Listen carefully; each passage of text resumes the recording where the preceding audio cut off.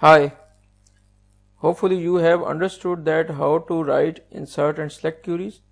Now we are going to write the update queries and delete queries. Before going to write the update query, I will go to select the data from our table. Just let me write the query to select the data.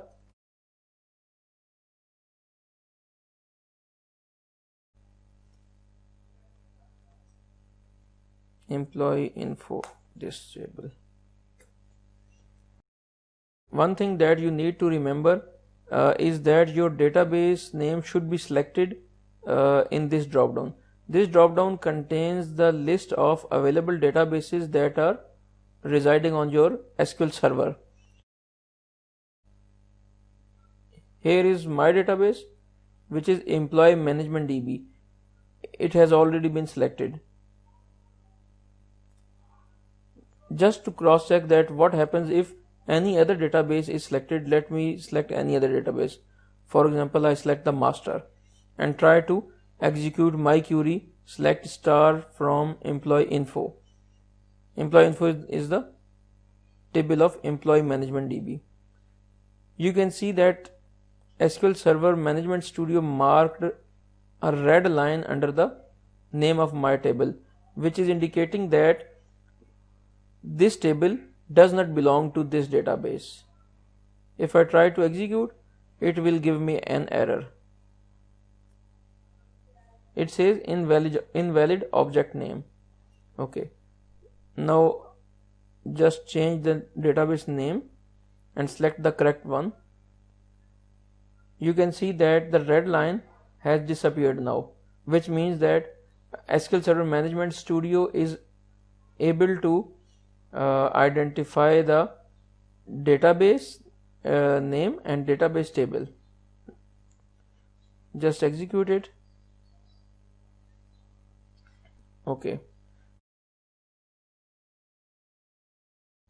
Let me try to drag it. Okay.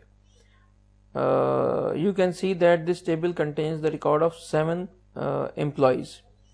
Before going to write the update query, I am going to comment out the current query, which is select query. To write an update statement, type the keyword update, then type the table name, which is employee info. After that, type a keyword set, then place the name of column for which we have to provide the new value is equals to new value that needs to be defined for this column. I am going to change the name David, this one, with King David. So new value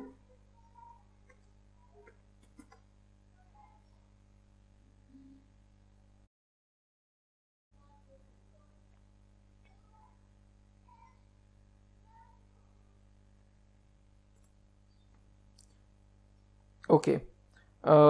If I proceed to execute this query, it will update the name of all employees, all records of this table with King David. Therefore, we will always have to define a where clause to update the correct row only. Okay. So provide the keyword where,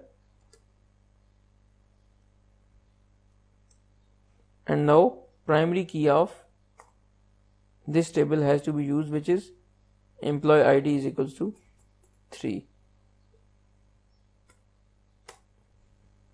Okay, let me execute this query.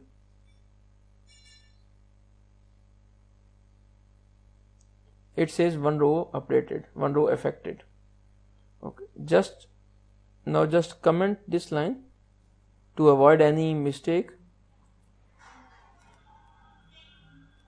and go back to our previous query, which was select query, uncomment it and execute it. Here you can see that the name of David has been replaced with King David. Got it? Okay. This was the case where only one field was to be changed.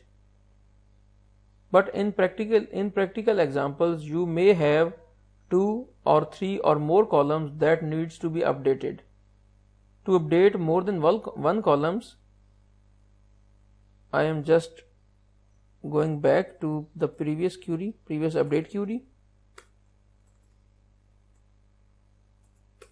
Okay. To update more than one columns, you just have to place a comma and write down the other column.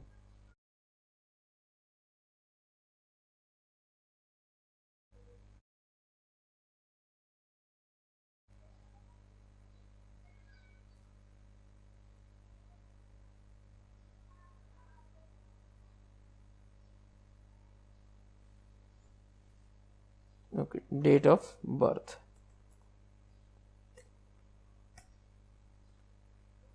Previously it was defined as 1982 October 1982. Let me change it with 1st November 1985. Okay, now if you revisit the query, it is update employee info, which is our table. Set means the new value is going to be provided for few columns. Name, column name should be the King David, comma, date of birth is 1st November 1985, where employee ID is 3. Now let's execute this query. Okay, it says one row affected. Okay, let's check the select statement. First, let me comment it out and go back to the select query and execute the select query.